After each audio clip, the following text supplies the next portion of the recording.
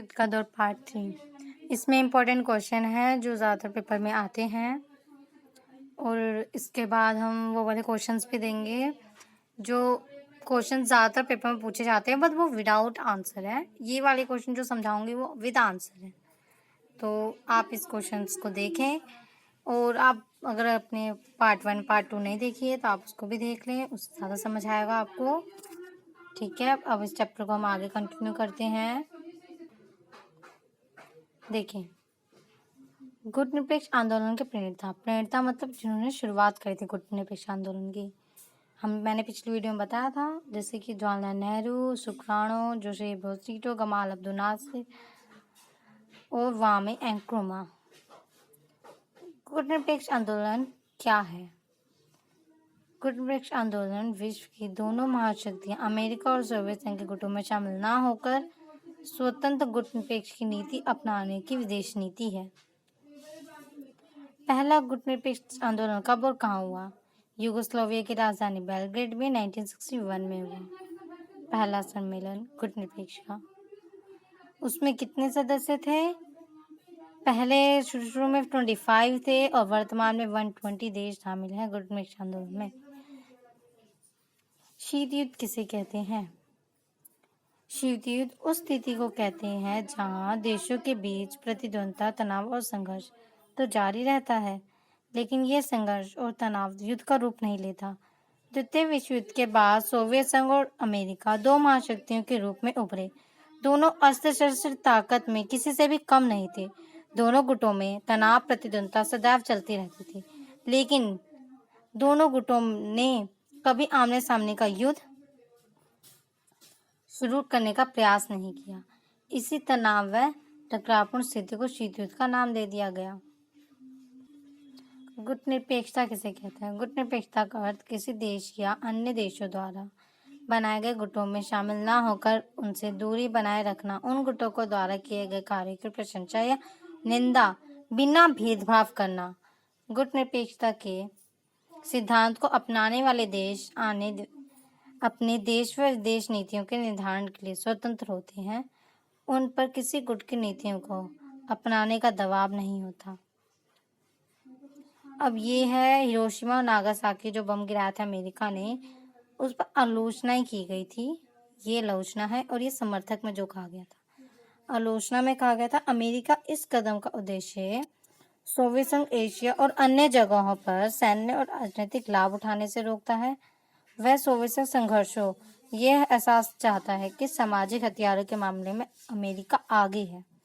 मतलब अमेरिका ये सोवियत संघ को दिखाना चाहता था कि अमेरिका के पास हथियारों और सामाजिक हथियारों वगैरह जितने भी हथियार हैं वो उन सब में सोवियत संघ से आगे है। वो अपने सैन्य शक्ति का प्रदर्शन कर रहा था और सोवियत संघ को नीचा दिखा रहा था। और समर्थक में ये कहा गया कि युद्ध को जल्दी से जल्दी समाप्त करने के लिए अमेरिका और अन्य राष्ट्रों को जनहानि से बचाने के लिए परमाणु बम गिराना आवश्यक था। ठीक है, क्योंकि ये जो द्वितीय विश्व की सबसे अंतिम घटना जो मानी जाती है वो इसी घटना को कहा जाता है। इसके बाद द्वितीय विश्व का अंत हो गया था।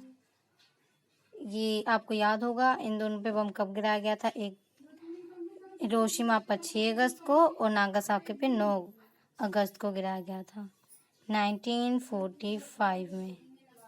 ठीक है, अब इस चीज़ को याद रखना। और इस टॉपिक के बारे में अगर आपने आलोचना वगैरह किसी समर्थक कुछ भी बताओ तो ये जरूर बताना कि नागासाकी और हिरोशिमा पर कब गिराया गया बम और कौन सा बम गिराया गया।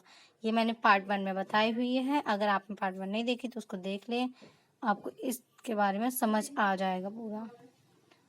ठीक है, अब हम अगला देखते हैं गुटनिरपेक्ष आंदोलन अप्रासंगिक क्यों है। ये 4 नंबर के अंदर आ ही जाता है क्वेश्चन, ये पक्का याद कर लो। गुटनिरपेक्ष आंदोलन आज भी अप्रासंगिक है क्योंकि गुटनिरपेक्ष अर्थ है सैन्य गुटों से पृथक रह करना। विश्व में निःशस्त्रीकरण की आवश्यकता आज भी है जिससे गुटनिरपेक्ष आंदोलन द्वारा रोका जा सकता है। सदस्य राष्ट्रों में विकास के लिए आज भी सहयोग की आवश्यकता है। ये सारे देश समस्याओं के समाधान के लिए एक मंच तलाश रहे हैं। बड़े तथा पूंजीवादी देशों में देशों से सुरक्षा के लिए भी विकासशील देशों की एक आंदोलन की आवश्यकता है, जो ये प्रदान करता है। विकासशील देश की स्वतंत्रता के लिए भी इसकी आवश्यकता होती है।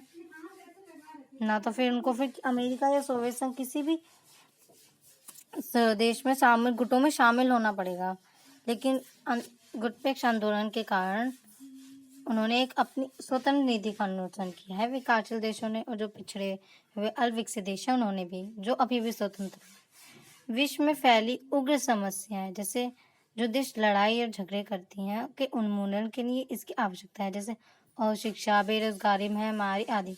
गुटनिरपेक्ष आंदोलन विकसित देशों के साथ प्रतिष्ठा के लिए भी आवश्यक है। ये इम्पोर्टेंट पॉइंट्स हैं, सारे पक्का लर्न कर लें। ये क्वेश्चन 4 नंबर में आ जाता है, ज़्यादातर आता है। मैंने भी जब एग्ज़ाम दिया था ये तब आए थे क्वेश्चंस, तो प्लीज़ आप इसको लर्न कर लें। ये क्वेश्चंस हैं जो अलग अलग तरीक़ों से दिए गए हैं, ये पेपर में आ जाते हैं। अब इसको देख लें। शीत युद्ध से हथियारों की होड़ और हथियारों पर नियंत्रण पैदा हुई। इन दोनों की प्रक्रियाओं पर क्या कारण थे? इस पे ये क्वेश्चन इम्पोर्टेंट है। शीत युद्ध के दौरान हथियारों की होड़ इसलिए बढ़ गई थी क्योंकि अमेरिका और सोवियत संघ दोनों ही एक दूसरे को नीचा दिखाने के लिए हथियारों की होड़ों को बढ़ाए जा रहे थे, और नियंत्रण करना इसलिए हुआ था क्योंकि द्वितीय विश्व युद्ध के पश्चात जनहानि बहुत हुई थी। उनको रोकने के लिए हथियारों पर नियंत्रण करना भी बहुत इम्पोर्टेंट है। तो आप ये एक्सरसाइज का ही क्वेश्चन है एक, तो आप इसको जरूर पढ़ लें। महाशक्तियाँ छोटे देशों के साथ सैन्य गठबंधन क्यों करती है? ये क्वेश्चन भी मैंने पिछली वीडियो में बताया था। जासूसी करने के लिए, प्राकृतिक संसाधन प्राप्त करने के लिए, आर्थिक सहायता के लिए, वैचारिक सहयोग स्थापित करने के लिए, ये सारे पॉइंट्स हैं। सैन्य गठबंधन इसलिए करती है महाशक्तियाँ, ये मैंने पिछली वीडियो में बताया था। अगर आपने नहीं देखा तो डिस्क्रिप्शन बॉक्स में लिंक है, जाकर देखिए, ठीक है। शीत युद्ध के दौरान भारत की अमेरिका और सोवियत संघ की विदेश नीति क्या थी? इस नीति के भारत के हितों को आगे बढ़ाया। इसमें गुटनिरपेक्ष आंदोलन के बारे में बताना है, जो भारत ने इन दोनों से पृथक रहने के लिए विदेश नीति अपनाई थी। गुटनिरपेक्ष आंदोलन का कह रहा है ये, उसके बारे में इसमें बताना है। गुटनिरपेक्ष आंदोलन को तीसरी दुनिया के देशों ने तीसरे विकल्प के रूप में देखा।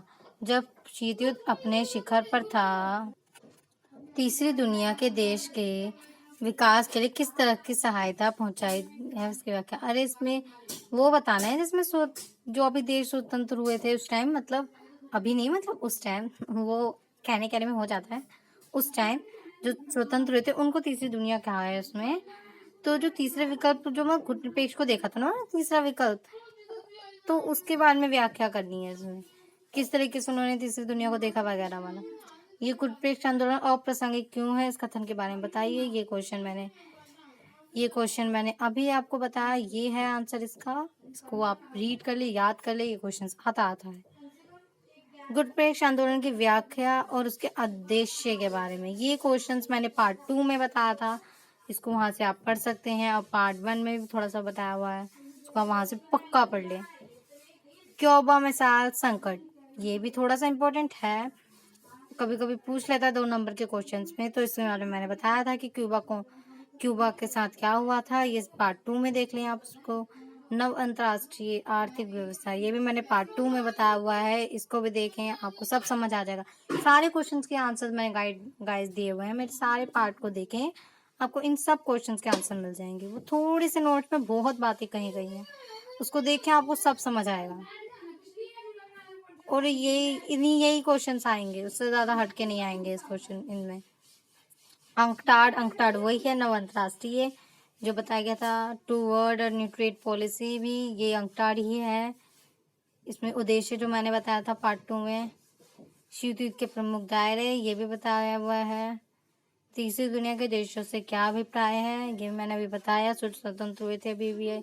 और तीसरी दुनिया, ये गुटनिरपेक्ष आंदोलन को कह रहा है, ये नीति अपनाने के निर्णय क्यों लिया, ये क्वेश्चन आप उसके वो इसमें दे सकते हैं, इम्पोर्टेंट्स में दे सकते हैं, जो गुटनिरपेक्ष इम्पोर्टेंट्स हैं, ठीक है। जो लाभ है गुटनिरपेक्ष के वो बता दीजिए, इसमें हो जाएगा। भारत को अपनी गुटनिरपेक्ष नीति का त्याग कर अमेरिका के साथ संधि कर लेनी चाहिए। क्या इस कथन से आप सहमत है? इसके समर्थन के 3 तर्क दीजिए। आप इससे अपना अपना वो बताएं, अपना अपना ओपिनियन दें। मेरे ओपिनियन में तो उसे नहीं करना चाहिए ना, तो फिर वो उसके दबाव में आ सकता है, इसलिए तो उसने गुरुपेक्ष नीति को अपनाया था। और उसके 3 कथन वो आप उसमें दे दीजिए। पार्ट 1 में मैंने क्वेश्चंस में बताए हुए थे। रुको आपको मैं अभी शो करती हूँ वो वाला पॉइंट। ये पॉइंट्स बताइए 1, ये क्वेश्चंस है, यही पॉइंट्स है, ये पॉइंट्स है 1, 2 एंड 3। ये आप पॉइंट्स सारे बता दीजिए, ठीक है। और ये इसकी व्याख्या कर दीजिए। ये आपको फुल मार्क्स देगा गाइस, ये फुल मार्क्स देगा। आप इस वीडियो को देखें, आपको बहुत अच्छा लगेगा। अगर आप एक बार इसको पेपर दे दें, आपको इसमें पता चलेगा कि कितनी इंपॉर्टेंट बात कही गई है इसमें। सो थैंक गाइस, ये हमारी वीडियो एंड होती है और ये चैप्टर भी एंड होता है हमारा। नेक्स्ट वीडियो में हम नेक्स्ट चैप्टर लाएंगे।